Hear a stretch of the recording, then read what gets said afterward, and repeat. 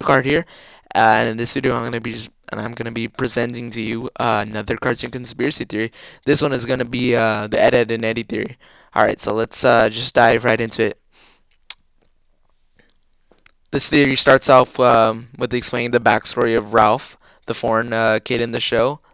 Well, he was the first to die in 1903, and Ralph was a farm boy who had many chores to do, like usually what farm kids do. But one day, while he was tending to the animals, the bulls broke out, and Will's trying to stop it. He was trampled to death, which is why he never keeps cattle among his other animals. And then second who came to the cul-de-sac was Johnny. Johnny, he's the kid who played with Plank. Well, he moved on to Ralph's land in the 1920s. The land was still like relatively farmland, but his family didn't really do anything about it because they weren't farmers. But all he really did was play with his little plank, literal plank, because there was really nothing to entertain himself. He didn't really have any friends either, and it wasn't too morbid to be playing with a plank at that time period. So I really just played with that. But he was diagnosed with tuberculosis, and because of this he died. And because of the reason because he had no friends, he just died with his plank, which is pretty sad. And then next who came into the neighborhood was Eddie. He came in around the 1930s, around the time of the Great Depression. So he just tried to, he tried to hustle a lot and steal other kids' money. But one day they finally got mad and they chased him, and he went into a river and drowned.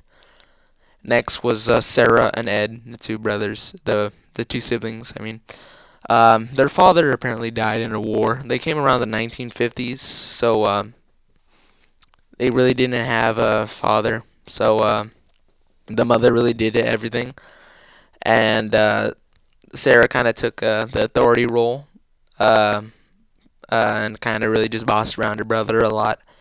And the reason why Ed is into like comic books and all that is really because they were pretty popular at the time, but they still are, but that's when they were starting to catch fire, 1950s. But then they both died in a car accident. Now next is Naz, the blonde one.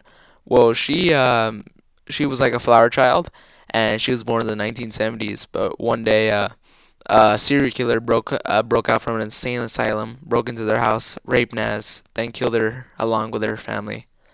Next was Ed, Double D, the one with the the sock thing on her head.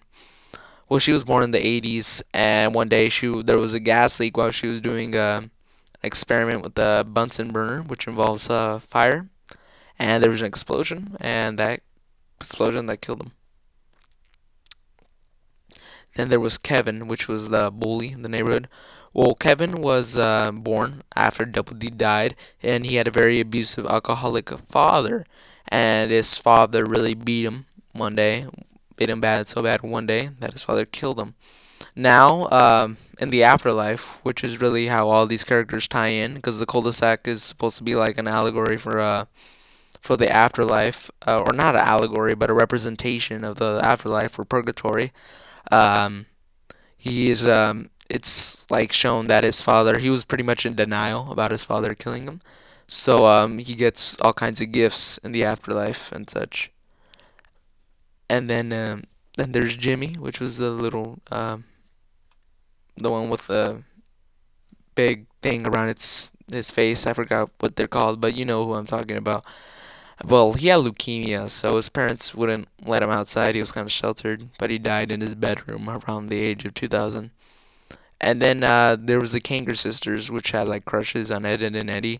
Yeah, well but they're just demons who were meant to torment the kids while they're in purgatory, so they never make it to heaven, or so they don't, or so they to the torment the kids who didn't make it to heaven. heaven. But well, yeah, that's the theory. If you enjoyed this video, please leave a like and subscribe, and thank you for watching. I'm out.